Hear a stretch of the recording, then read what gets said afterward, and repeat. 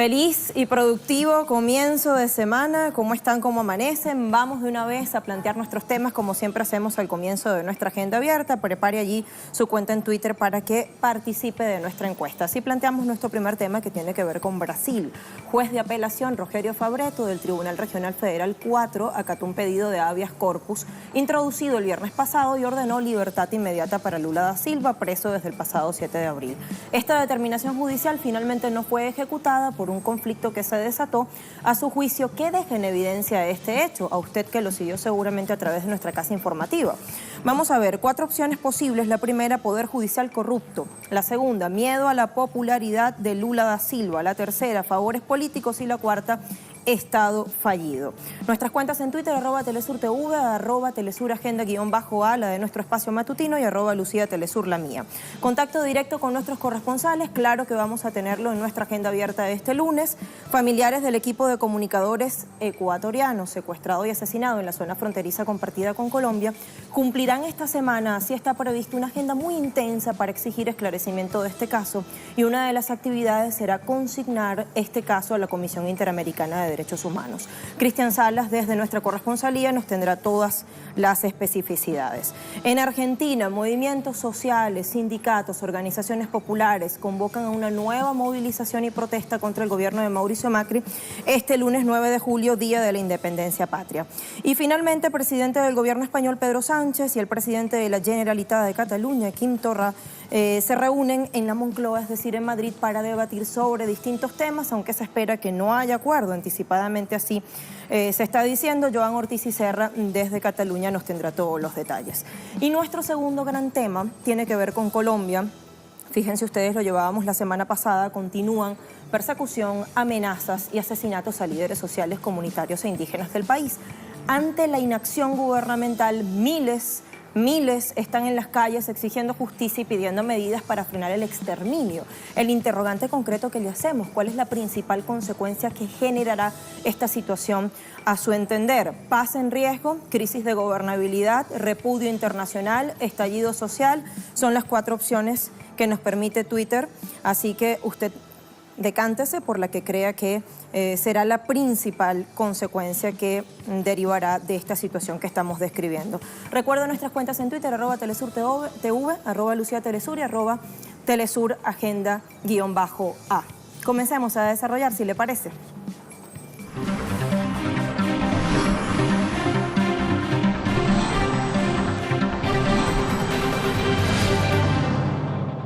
Este domingo, el juez federal Rogério Fabretto de Porto Alegre ordenó la liberación inmediata del expresidente de Brasil, Luis Ignacio Lula da Silva.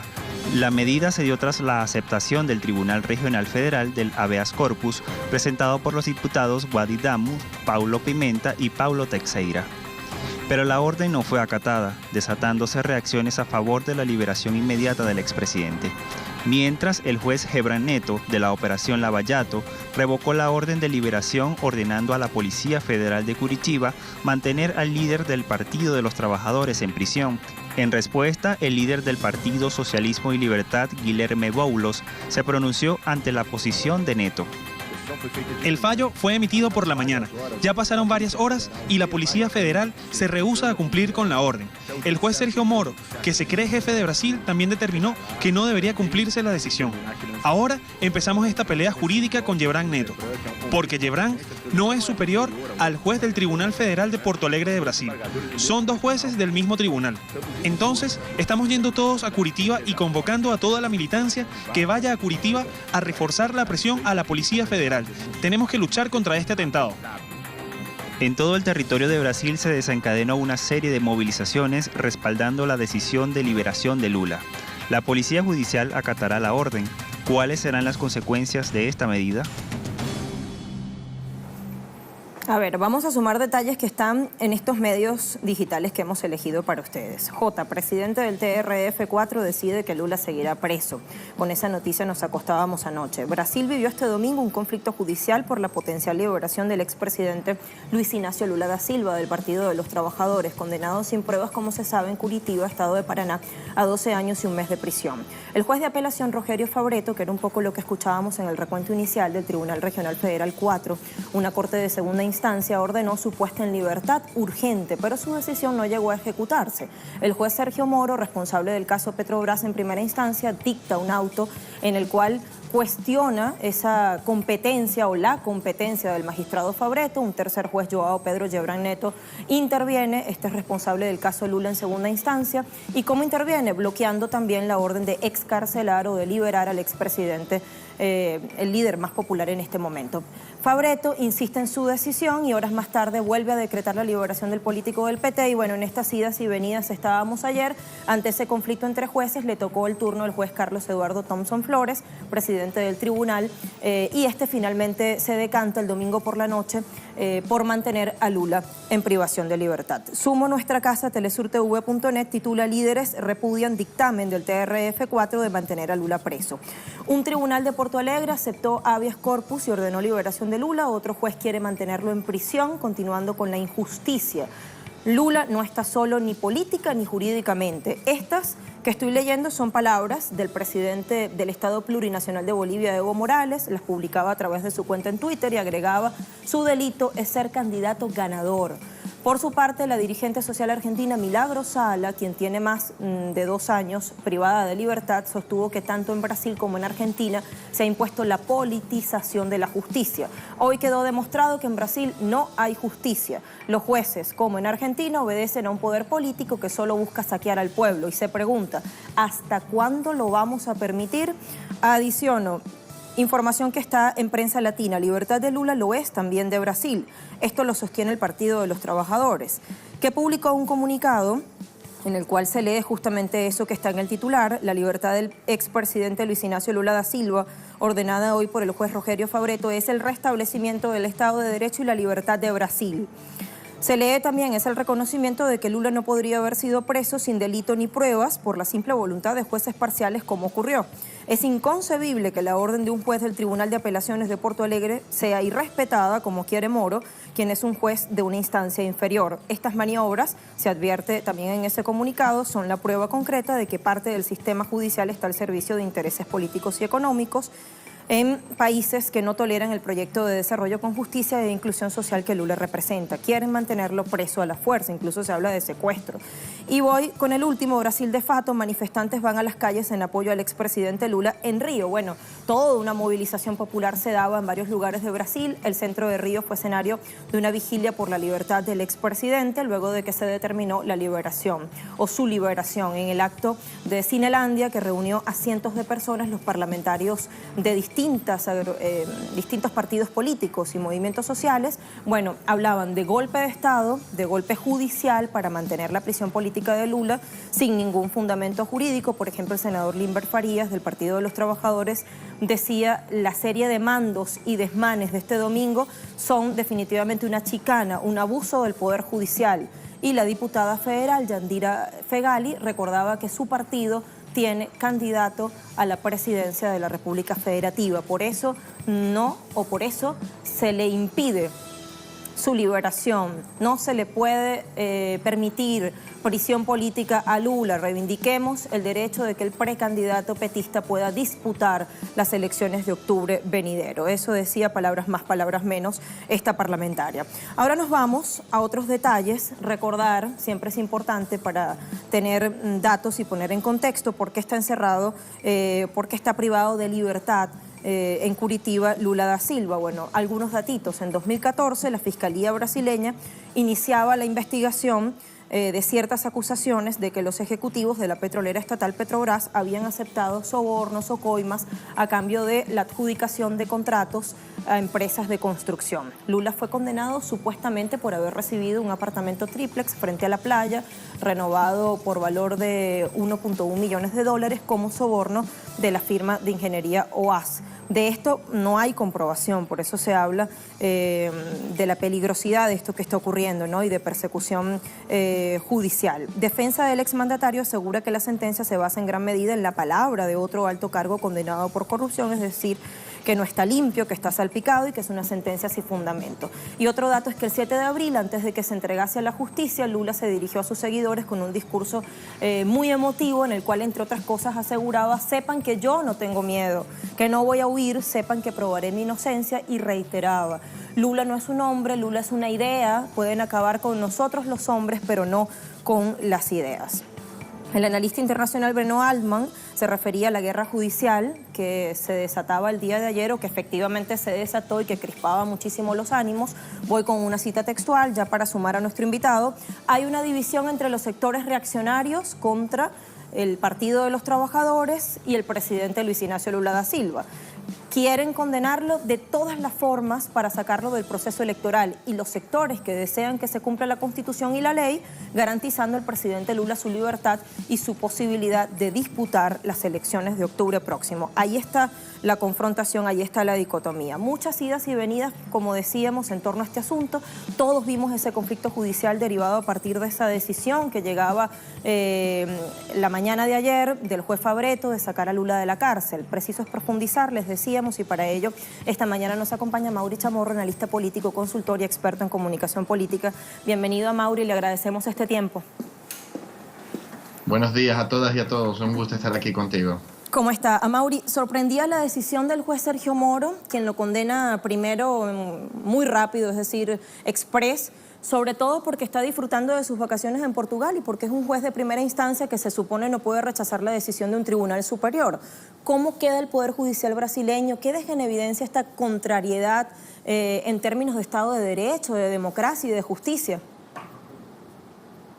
Bueno, muy bien puesto por ti. En esta situación es absurda, porque el juez Sergio Moro, primero es un juez de primera instancia, segundo está de vacaciones, y lo que sucedió básicamente fue que a partir de la decisión del desembargador del Cuarto Tribunal Federal de Brasil, que ordenó la libertad, Sergio Moro llamó a la Policía Federal pidiendo que esperaran, que no lo soltaran, hasta que el Tribunal Federal, por medio de otros jueces, se pronunciara contradiciendo esta orden de liberación del presidente Lula. Eso es una arbitrariedad sin precedentes en Brasil. Eso es la demostración más clara de que vivimos aquí en un estado de excepción, a donde no existe un Estado de Derecho que pueda garantizar el libre funcionamiento de la justicia brasilera. Recordemos también de que el juez que ordena la liberación del presidente Lula fue amenazado de muerte por redes sociales, inclusive su teléfono fue divulgado en las redes y mucha gente lo llamó, inclusive haciéndole amenazas de muerte a él, a su familia. Entonces, lo que podemos ver a través de eso es que la justicia brasilera no funciona aquí para aquellos que son del campo progresista. La derecha brasilera de alguna manera está absolutamente blindada dentro de cualquier tipo de proceso que busque investigaciones reales en casos de corrupción, porque tienen un sistema de justicia que permite ese blindaje y que de cierta forma también acaba realizando una acción muy clara, muy evidente de atropellar los derechos constitucionales de cualquier ciudadano, ¿no? El presidente Lula fue víctima nuevamente de un atropello que no existe en el Código Procesual, no es ni siquiera competencia del juez Sergio Moro indicar de que el presidente Lula no puede ser liberado. O sea, él emite un documento, un parecer absolutamente fuera de lugar, fuera de su jurisdicción, que de cierta forma la Policía Federal lo utiliza como una excusa para no soltar al presidente Lula, cometiendo una arbitrariedad, una ilegalidad tremenda, que inclusive le costó a Sergio Moro ahorita un pedido de investigación por parte de la Corregedoría, como se dice en Brasil, que investiga y que enjuicia a los jueces, digamos así, para que analice este caso, porque esta es una barbaridad sin tamaño. Y ahí en eso, obviamente, Hildebrand y el juez Thompson, que son los jueces también del Cuarto Tribunal Federal, actuaron emitiendo documentos y pareceres que dieron una justificación a la Policía Federal en no liberar al presidente Lula, pero eso después de más de 4 horas que la Policía Federal ya debería haberlo soltado. Entonces dio tiempo a hacer esta jugada que es absolutamente fuera del marco legal brasilero para no permitir que el presidente Lula salga libre y pueda disputar las elecciones de manera equitativa como los demás candidatos, ¿no? Amaury, mientras Lula esté preso, ¿no hay Estado de Derecho en Brasil? No solo porque Lula esté preso, ¿no? Lula es un ejemplo de los atropellos que han sucedido en otros casos, ¿no? Él es obviamente el brasilero que tiene mayor repercusión, mayor cobertura mediática, lidera las encuestas a la presidencia de la República, fue el presidente que tuvo el más alto índice de aprobación en la gestión de un presidente desde que se miden a los presidentes. Entonces, obviamente el caso de Lula se repercute tremendamente, pero él es el ejemplo, sí, de que en Brasil no existe un Estado de Derecho, pero recordemos de que hay otros casos de atropellos a los derechos humanos y también a los derechos constitucionales de diversos actores políticos y sociales que de cierta forma no pueden participar de manera equitativa en un proceso electoral o que de cierta forma no tienen la justicia actuando de manera imparcial a través de sus luchas. Recordemos el caso de Marielle, también en Río de Janeiro, ¿no? Una concejala de la ciudad de Río que fue asesinada, que hasta la presente fecha, asesinada en un estado que en este momento tiene la seguridad del Estado, está en manos del ejército brasilero. O sea, es como que si no existiera el poder civil sobre eso. O sea, el ejército brasilero tiene la máxima potestad sobre todas las policías que son estatales y también el funcionamiento de la misma seguridad y del día a día. Hasta el cuerpo de bomberos en Río de Janeiro ahorita está en manos del ejército. Y eso no ha mejorado bajo ningún pretexto, ningún indicador que se pueda ver, ha mejorado la calidad de vida de los ciudadanos, ni siquiera ha disminuido los hechos de violencia. Es tan absurda la situación en Brasil que la justicia brasilera firmó un acuerdo a donde daba total seguridad al ejército brasileño que cualquier acto de violencia o de atropello a los derechos humanos, ellos no serían juzgados, como una especie de una amnistía, como se firmó en algunos países con los militares después de la dictadura para que ellos no fueran juzgados, es lo que se está haciendo en Río de Janeiro. ¿Eso qué quiere decir? Que no hay un Estado de Derecho. ¿Cómo puede ser que un militar no pueda ser juzgado por atropellar o por cometer cualquier tipo de acto que viole los derechos humanos en Brasil? O sea, es como que existiera un país dentro de otro país. Obviamente esto va de la mano con un partido, el partido del PMDB, el partido del presidente Michel Temer, el presidente interino, golpista, que tiene absolutamente todo tipo de blindaje en el ámbito legal, y ahora también sabemos que los militares se han posesionado a través se han posicionado a través de las redes sociales, emitiendo opiniones e inclusive amenazando la máxima instancia judicial brasileña, que es la Suprema, el STF, el STJ, los tribunales federales fueron amenazados por el comandante en jefe del ejército brasileño en caso de que ellos se pronunciaran en contra de la detención del presidente Lula. Entonces, todos esos hechos demuestran que en Brasil no hay un Estado de Derecho, aquí no hay un libre funcionamiento del sistema judicial. Este es el ejemplo más claro, es un juez que se posicionó en contra de la detención del presidente Lula, juzgando un nuevo hecho. Recordemos, él no hizo un juicio sobre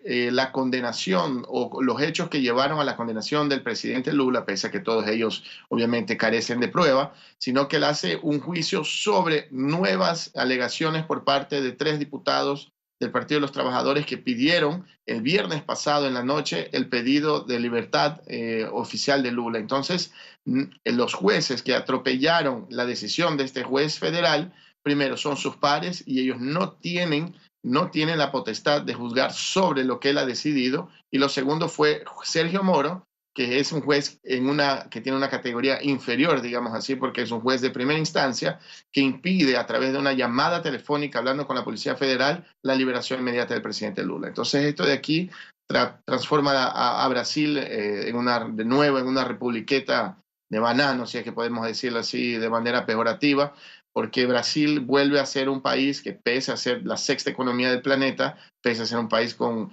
una larga tradición de procesos de democracia aquí en nuestro país, en este momento vuelve a tener una justicia absolutamente subordinada a los sistemas de poder de la derecha brasilera y también bajo una amenaza de ahora del ejército brasilero, ¿no? Amaury, después de esto que vimos ayer y que tú nos estás describiendo, es decir, una contraofensiva político-judicial, no sé si sin precedentes, pero sí bien importante, ¿no? ¿Le dejarán disputarse a Lula la presidencia en igualdad de condiciones? Y quiero sumar a propósito de las imágenes que teníamos allí mientras hacías la última descripción. ¿Acaso puede la movilización popular dar un giro a las cosas? Mira, te puedo decir una cosa. Yo siempre, infelizmente, siempre he creído que al presidente Lula no se le permitiría participar de las elecciones. Hoy podemos decir de que ya no existe más otro atropello más evidente, yo diría. Los atropellos han sucedido, pero la evidencia, ser tan explícito el funcionamiento de la justicia en el impedimento, con el objetivo de impedir a que el presidente Lula participe en las elecciones. O sea, no es que la justicia brasilera está buscando la justicia. No, la justicia brasilera está actuando de manera política para impedir que un candidato tenga la posibilidad de disputar en justas condiciones un proceso electoral. Eso es lo que ha sucedido en Brasil. Yo no creo que en Brasil se pueda creer de que el presidente Lula vaya a participar de las elecciones. Toda la justicia brasilera va a hacer lo que sea necesario, inclusive atropellando el debido proceso, atropellando la Constitución, para que el presidente Lula no pueda ser electo presidente de la República, porque ellos saben que eso será un caso claro de que se va a revisar todo el funcionamiento del país. Inclusive el presidente Lula ya indicó de que va a convocar, en el caso de que sea electo presidente de la República, una asamblea constituyente.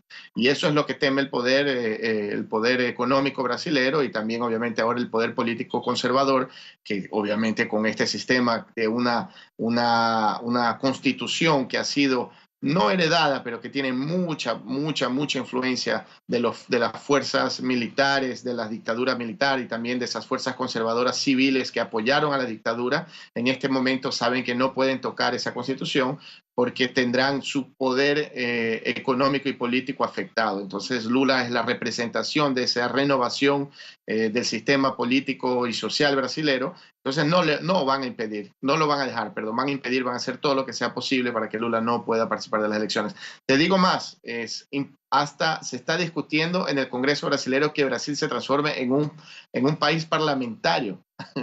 Apenas algunos meses de la elección presidencial, de que Brasil se transforme en un país parlamentario, en un parlamentarismo, con el objetivo de que en el caso de que Lula ganara las elecciones se pudiera destituir esa forma de gobierno republicana presidencialista para transformarlo en un parlamento, dándole el máximo poder al Congreso brasilero, que es el Congreso que atropelló también los derechos civiles de la presidenta Dilma Rousseff, destituyéndola sin absolutamente ningún sustento legal. No había ningún sustento legal para poder destituir a la presidenta Dilma. Entonces, mira hasta dónde puede llegar el poder económico y político del conservador brasilero para impedir de que el progresismo y, bueno, las fuerzas populares, sociales puedan volver a la presidencia de la República. Increíble, todas las maniobras que han ejecutado y todas las que se están tejiendo en este momento. Ahora quiero preguntarte, para finalizar rápido, antes de compartir qué es lo que piensa nuestra audiencia, ¿qué es lo que le hace a Lula mantenerse puntero en las encuestas desde hace tantos meses? Es decir, ¿cómo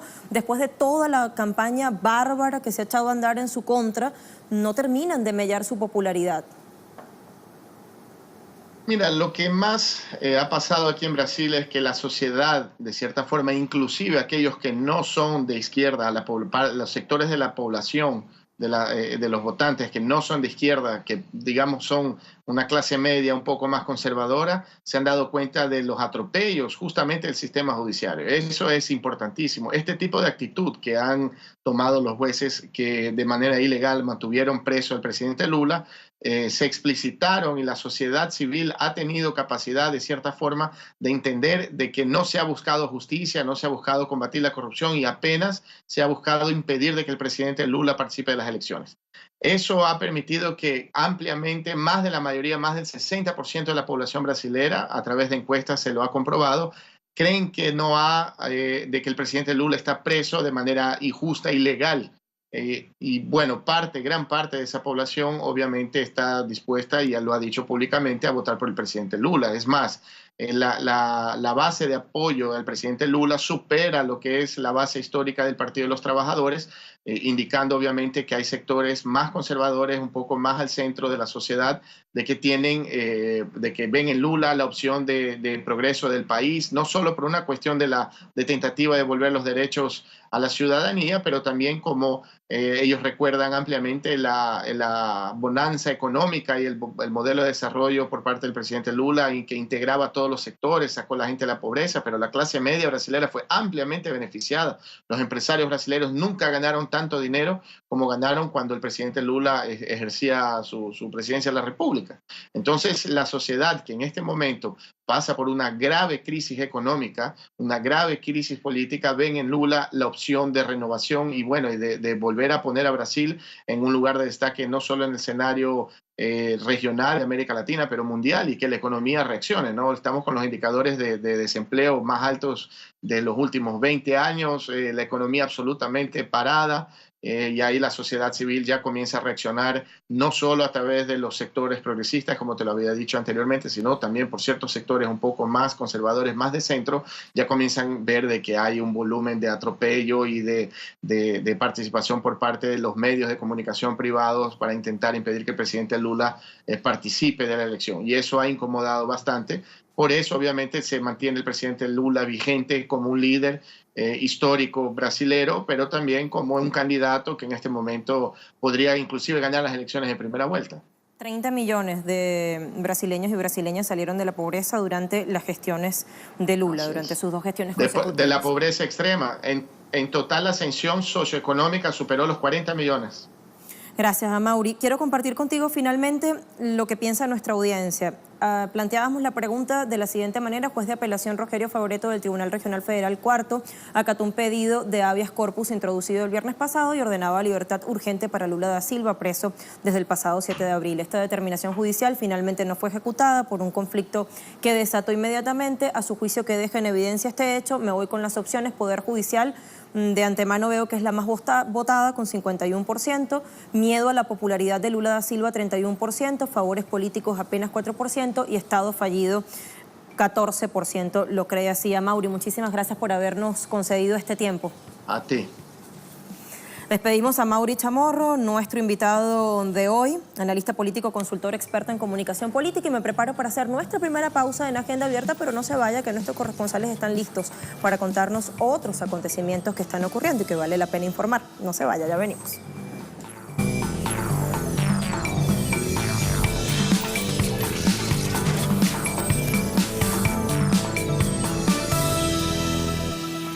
Como siempre, tenemos otras cuestiones para informar este lunes 9 de julio. Para ello vamos a contactar a nuestros corresponsales. Lo primero que tenemos: familiares de periodistas ecuatorianos secuestrados y asesinados en la zona fronteriza compartida con Colombia están preparando una intensa agenda para ponerla en marcha esta semana para exigir justicia, es decir, para exigir más bien el esclarecimiento de este caso. Nos vamos a Quito para la ampliación con Cristian Salas. Buen día, Cristian. Buenos días, gracias por el contacto. Efectivamente, los familiares de los periodistas ecuatorianos secuestrados y asesinados en la zona fronteriza con Colombia preparan la información sobre el caso para presentarla ante una misión de la Comisión Interamericana de Derechos Humanos, CID, que estará llegando al Ecuador en los próximos días. Se conoce que entre la información que entregarán los familiares constan los documentos reservados del caso que recibieron en meses pasados por parte del gobierno ecuatoriano.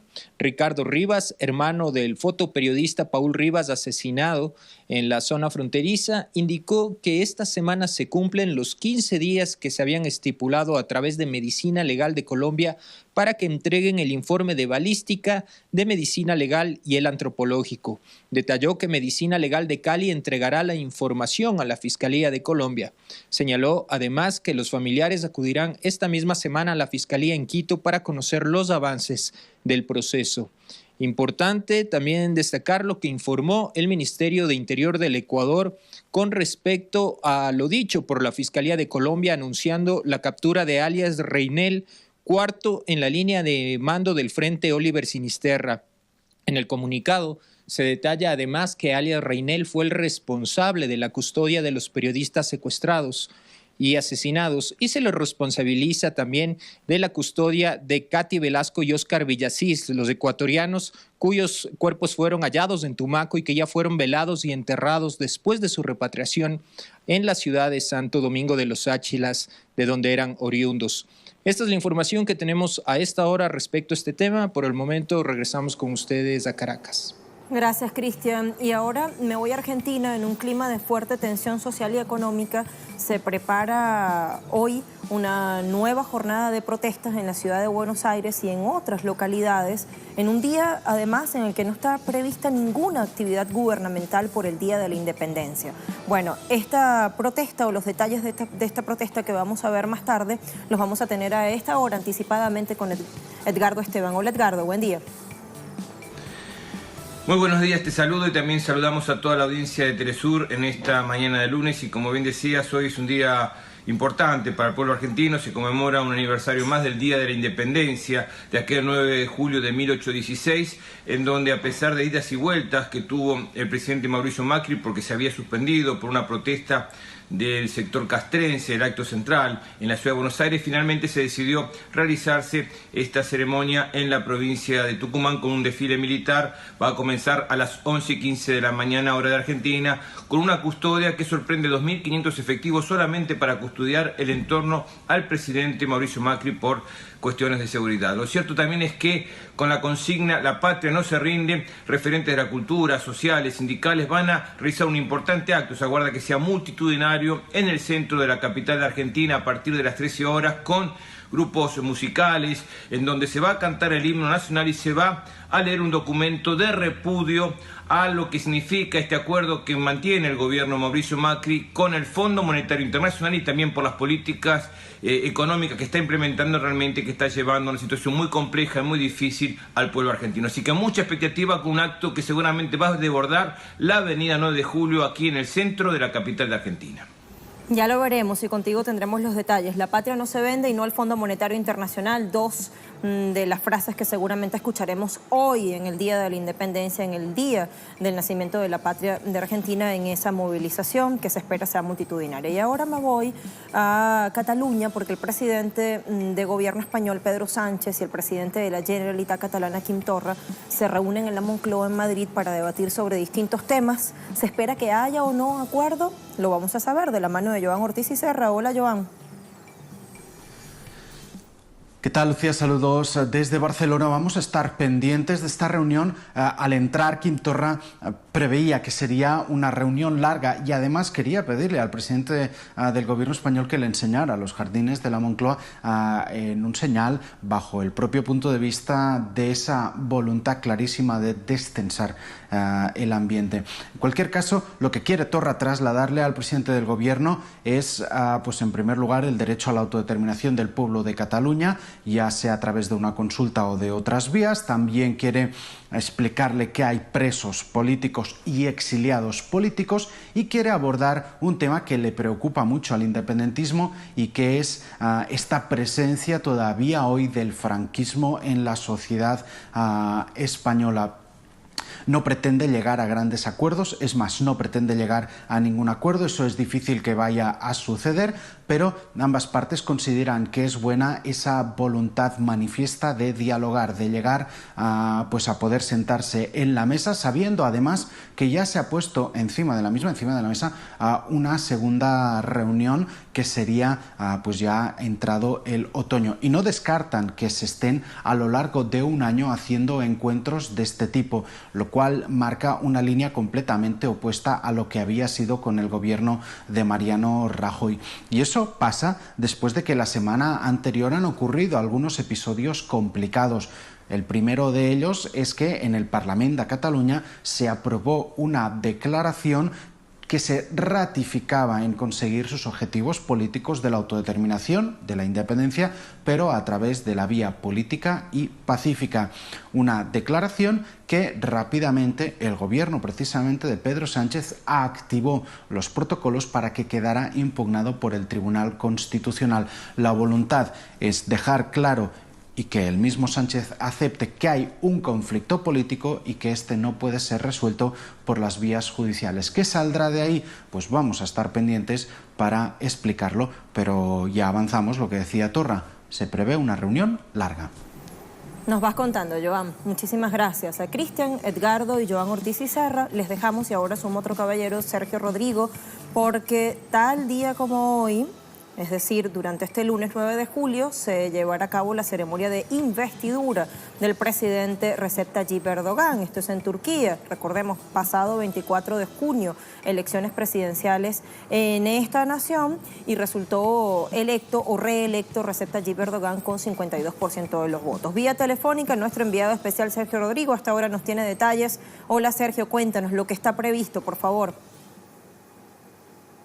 Muy buenas, Lucía. Bueno, que salimos en este momento desde el complejo presidencial. Aquí está todo preparado ya para que en cuestión aproximadamente de unas 4 horas el presidente Recep Tayyip Erdogan jure su cargo como el nuevo presidente de esta república presidencialista de Turquía, una nueva república en la que se espera que en el día de hoy el gran anuncio para el pueblo turco sea la derogación del estado de excepción. La prensa local ha hablado estos días de que posiblemente hoy sea el día en el que lo anuncie Erdogan. Hay mucha expectación sobre eso, sobre todo en las calles. Erdogan, hay que recordar que sufrió un intento de golpe de Estado en julio del año 2016 que logró sortear y se mantuvo en estado de excepción ante las dificultades que pasaba esta nación, que finalmente se ha resuelto en estas últimas elecciones presidenciales en la que ahora el Consejo Electoral tras el conteo 1 a 1 de los votos le ha visto por más del 52%, como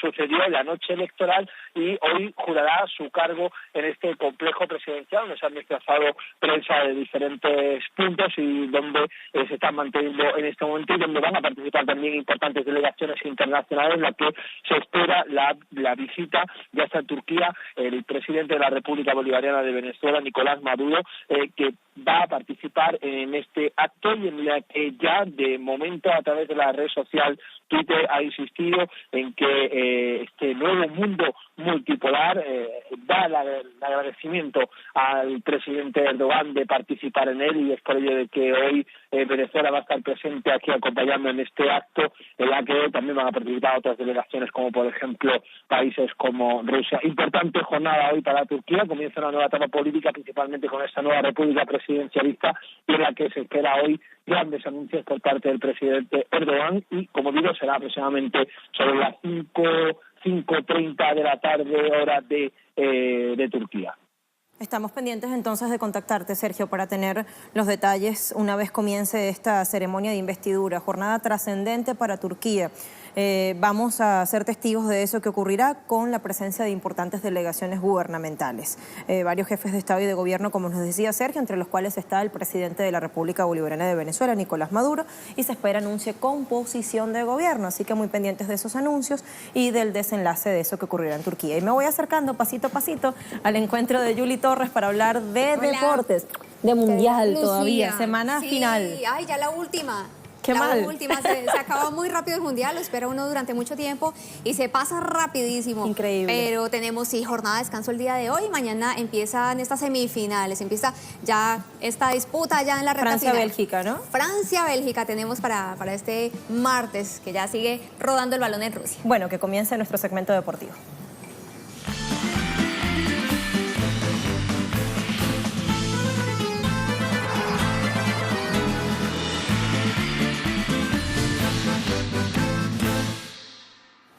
Este lunes es el último día de descanso antes de las semifinales del Mundial de Rusia 2018 y de la mano del 10, Diego Armando Maradona y Víctor Hugo Morales analizaron las llaves que definirán a los finalistas de la competencia.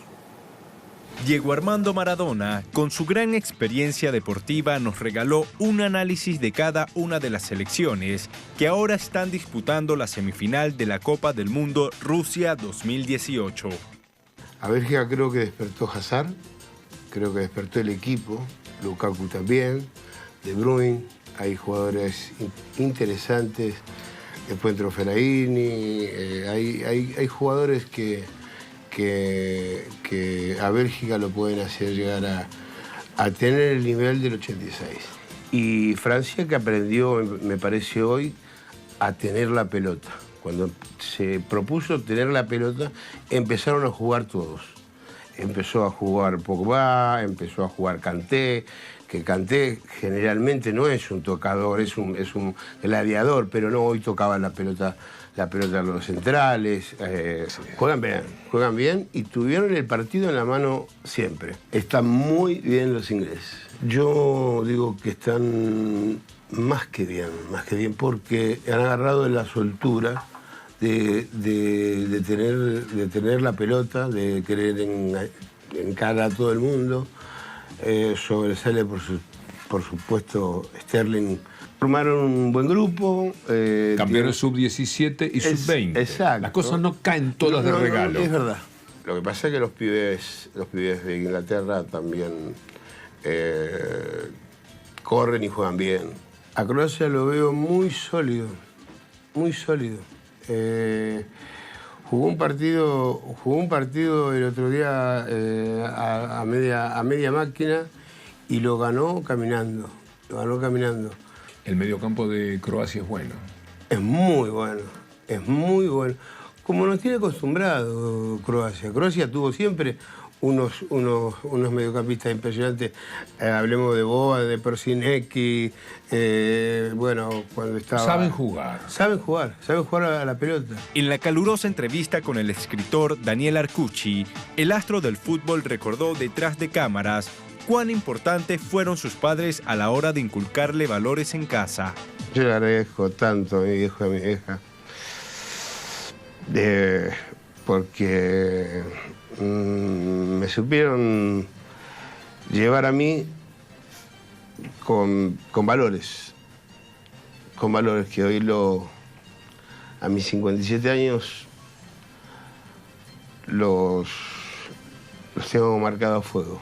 Los tengo marcado a fuego porque cada año que pasa es una renovación de consejos que me daba mi vieja y que me daba mi viejo.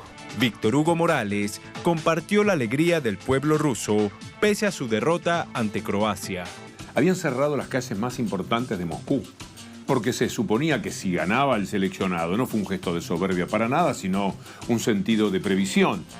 Si ganaba, las calles se iban a inundar de tal manera que iba a ser absolutamente imposible que los autos, etcétera, pudieran pasar.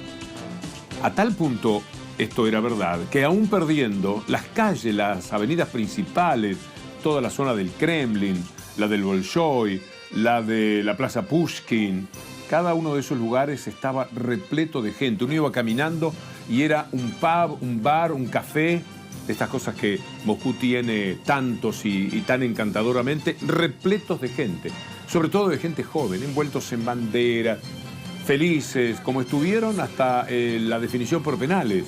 La verdad es que los rusos invitan a una cierta consideración emocional.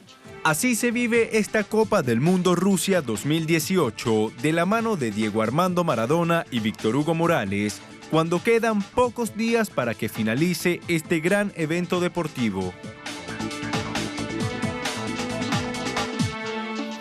No se pueden perder de la mano del 10 todos los días a las 22 horas de Caracas y está buenísimo nuestro programa exclusivo de Diego Armando Maradona con Telesur. Recta final, así que no puede perdérselo, ¿verdad? Que sí está buenísimo. ¿No tenemos quinielita hoy? No, los chicos van a hacer sus pronósticos, pero mañana a ver cómo está ese Francia-Bélgica según nuestros pronosticadores. Exactamente. Bueno, vamos a saber rápidamente la página, recordándoles a todos nuestros televidentes que pueden ingresar a www.telesurtv.net y ahí pueden encontrar nuestros 2 micrositios, Rusia 2018, como pueden ver ahí, con todos los detallitos de esta competencia, y también tienen de la mano del 10 para seguir el detrás de cámaras de Diego Armando Maradona, por supuesto en su cubrimiento del Mundial de Rusia 2018. Estos datos históricos me encantan a mí. Sí, se aprende muchísimo desde el primer mundial hasta el actual, hasta el de Rusia. Ahí están todos los datos, grandes protagonistas de cada competencia, países sede y todos esos detallitos que muchas veces no se cuentan. ¿Cuántas copas se ha ganado cada país? Bueno, los que han ganado. Está muy bueno ese recorrido. Mundial es historia, así que se lo recomendamos. Ahí quedan todos conectados a través de nuestras plataformas digitales, @Golazo Telesur también, @La Mano del 10. Bueno, despedimos a Yuli Torres solo de momento. A las 8 de la mañana se encuentran con todo el equipo deportivo de Telesur para toda la ampliación en esta materia. Hacemos una pausa y venimos con más. Ahí nos vemos. Chao. Chao, Lu. La violencia no cesa en Colombia. En medio de una espiral violenta que no se detiene durante este fin de semana, fueron asesinados 3 líderes sociales. Las zonas rurales son las más afectadas por la violencia y hostigamiento contra los activistas campesinos, indígenas, afrodescendientes y otras minorías.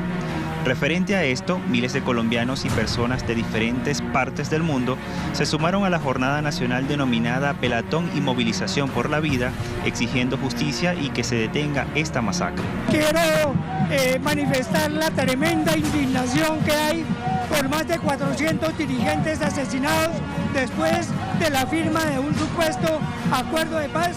Más de un centenar de líderes han sido asesinados en lo corrido del 2018 y alrededor de 400 desde la firma del acuerdo de paz. ¿Podrá el gobierno de Iván Duque solucionar esta ola de violencia o continuará la matanza indiscriminada en este país? Bueno, me voy a casa, telesurtv.net, para comenzar nuestro recorrido digital. El titular es el siguiente: ONU Colombia, situación de los líderes sociales es muy grave. En una entrevista reciente, el representante del Alto Comisionado de Derechos Humanos de Naciones Unidas en Colombia, Alberto Brunori, calificó de muy grave la situación de líderes sociales y defensores de derechos humanos en este país y resaltó que es necesario que, en vez de continuar investigando casos donde ya se conoce al autor material, se debe ir a las estructuras criminales detrás de estos asesinatos. Y decía también, en los últimos años, los colombianos pasaron del miedo al conflicto al miedo a que pueda haber asesinatos selectivos de líderes. Muy grave, ¿no? Ahora, sumo lo que dice Publimetro: las críticas de Uribe a las movilizaciones para protestar por los líderes asesinados. El descontento del exmandatario ha partido de que las protestas que hagan ahora a puertas del inicio del gobierno de Iván Duque y culpa al presidente Juan Manuel Santos y a grupos guerrilleros de ser los causantes y de permitir el asesinato a líderes sociales, indígenas y comunitarios en esta nación suramericana. Bueno, esto luego de que miles y miles de personas marcharan y se manifestaran en las calles del país contra esta situación. Ya veíamos allí las imágenes del Pelatón por la Vida que convocó, que congregó a varios sectores del país, y está prevista también una movilización para el día 7 de agosto, justo el día en el que se posesionará el presidente electo Iván Duque. Y me voy finalmente a El Universal. La Paz está atravesando una turbulencia que la puede empujar hacia el abismo. En una carta dirigida a Jean Arnault, jefe de la segunda misión de verificación de la Organización de Naciones Unidas, el ex jefe negociador de FARC y senador electo Iván Márquez y Hernán Darío Velázquez le pidieron al organismo y a la Unión Europea salvar la paz ante los problemas que está atravesando la implementación de los acuerdos. Y ahora vamos a sumar por este ladito del estudio cómo se ha recrudecido, la violencia en Colombia, particularmente contra líderes sociales, indígenas, campesinos, comunitarios de este país, al punto que se dice esta situación ha alcanzado niveles exponenciales y justo después de la elección de Iván Duque como presidente. Un fenómeno que está radicado en 24 de los 32 departamentos que componen geográfica administrativamente esta nación suramericana. Vemos en pantalla, la mayor cantidad de asesinatos se registran en departamento del Cauca y en segundo lugar en Antioquia. Entre los dos, 19 muertes. Luego está el departamento de Valle del Cauca con 12 y norte de Santander con 11 asesinatos. Y seguidamente encontramos en esta penosa lista a los departamentos de Córdoba, donde se registran 9 líderes asesinados, en Nariño 8, tras el homicidio de la lideresa de Tumaco, Margarita Estupiñán. Recuerden que se lo contábamos la semana pasada. Arauca y Chocó con 7 y 6 líderes sociales asesinados respectivamente. Y cuando nos vamos a ver el departamento de Putumayo, hay 6 muertes con asesinatos de líderes indígenas, Francisco y Darío Dobigama, el pasado 4 de julio. En el departamento de Caquetá se han identificado 6 líderes sociales asesinados, en tanto que Bogotá suma 5, Meta y Sucre 3, seguidos de los departamentos Atlántico, Bolívar, Santander y Huila, cada uno de ellos con 2 líderes asesinados, y finalmente Caldas, Guaviare, La Guajira, Risaralda, Quindio, Vichada y Tolima con un líder caído en cada departamento. Son 128 dolorosas muertes desde el inicio del presente año, según esta enumeración que estamos haciendo. Allí lo tenemos. Y cuando veíamos al comienzo los dos primeros departamentos, a ver, busco acá, empezábamos con Cauca y Antioquia, 19 muertes cada uno. Están allí encabezando la lista. Bueno, ahora repasemos las razones que se identifican como las causas de estos asesinatos según estudios elaborados recientemente por la Unidad de Investigación de Indepaz. Expansión del paramilitarismo, aumento del narcotráfico, falta de implementación de acuerdos de paz, es decir, dilación en la puesta en marcha de lo que allí rubricaron las partes, FARC-EP y Ejecutivo. Disputa territorial por control económico, político y social tras el vacío que se presentó con la reincorporación de las FARC a la vida política y civil e incapacidad del Estado de llegar integralmente a estos espacios. Un creciente activismo político en regiones que hacen que se sientan amenazados y la oposición a restitución de tierras a personas que han sido desplazadas y que están exigiendo que lo que originariamente les pertenece les sea devuelto. Bueno, vamos a profundizar. Quiero sumar a Marilén Serna Salinas, vocera de la Mesa Social para la Paz. ¿Cómo está, Marilén? Bienvenida, buena mañana. Bueno, desearles un muy buen día a todos y todas. Un saludo desde Colombia. Pues en medio de esta difícil situación que estamos viviendo, un saludo de resistencia, un saludo de permanencia en el territorio y defensa de la vida. Marilén, para comenzar quisiera que tú nos describieras lo que ustedes están viviendo.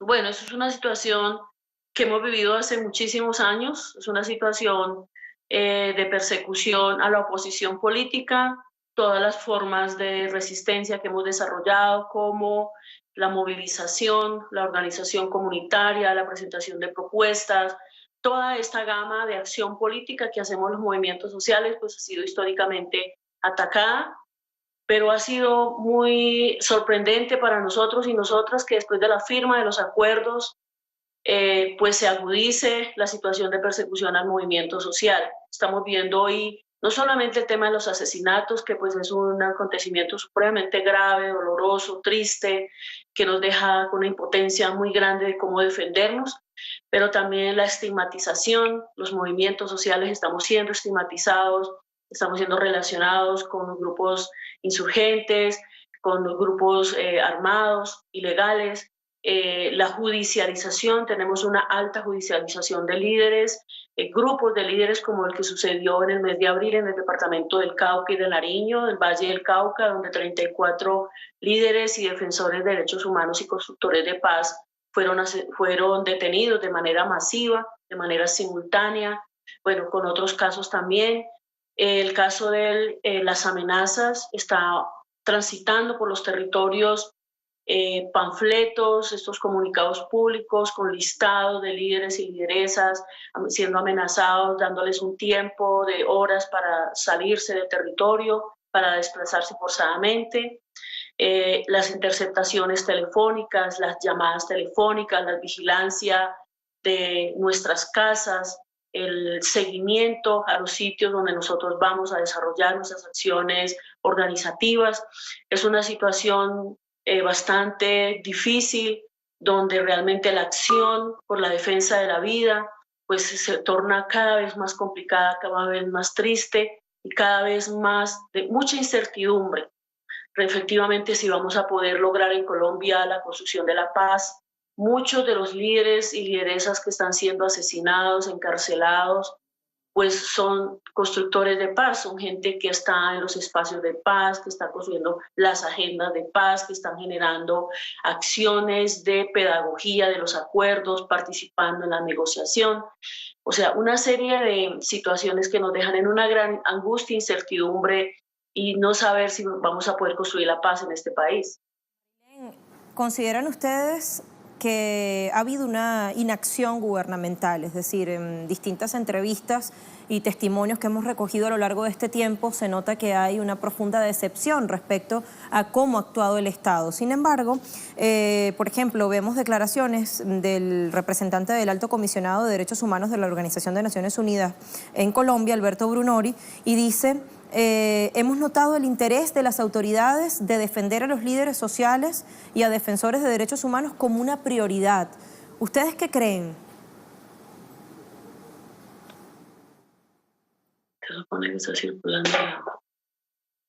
Perdimos la comunicación con nuestra invitada, Marilén Serna, vocera de la Mesa Social para la Paz, Marilén Serna Salinas. Bueno, nos queda sumar la pregunta que hemos hecho a nuestra audiencia. Usted que nos sintoniza y está allí participando, conectado a través de Twitter. Continúan persecución, amenazas y asesinatos sistemáticos a líderes sociales, comunitarios y campesinos del país. Ante la inacción gubernamental, miles están exigiendo justicia y solicitando medidas para frenar esto que no dudan en llamar exterminio o genocidio. El interrogante concreto es cuál es la principal consecuencia que generará esta situación. A poco tiempo de que el nuevo presidente electo asuma formalmente la primera magistratura, ¿no? Este cargo tan importante. 36% cree que, bueno, la paz se pone en riesgo, evidentemente, y allí está condensada la mayoría de los votos. 21% cree que crisis de gobernabilidad. 34% cree que estallido social, 9% repudio internacional, o repudio, condena o intervención nacional. Vemos que la segunda más votada es estallido social, esto quiere decir una rebelión popular ante esta situación que dicen es realmente cuestionable y es ya insoportable. Nos están matando solo por pensar distinto, solo por abogar por la paz, por la restitución legítima de nuestras tierras, por defender los derechos humanos, por alzar nuestras voces, entre otras razones como ya hemos descrito. Bueno, lamentablemente no pudimos retomar la comunicación con Marilén Serna, sin embargo es un asunto permanente en nuestra agenda informativa, así que lo volveremos a tratar. Nos queda pendiente. Es un tema que vamos a continuar en todas nuestras emisiones. No me respondiste esta mañana, ¿eh? Que cómo estabas, aprovecha, ¿cómo estás? ¿Cómo amaneces? Pulgar arriba, lo que pasa es que no se pulgar escuchaba. Arriba, no te veía. Todo ok, entonces, todo bien. Gracias, Lu. Un placer amanecer así contigo acá en la pantalla de Telesur. Amigos televidentes, comenzamos con titulares Telesur Noticias.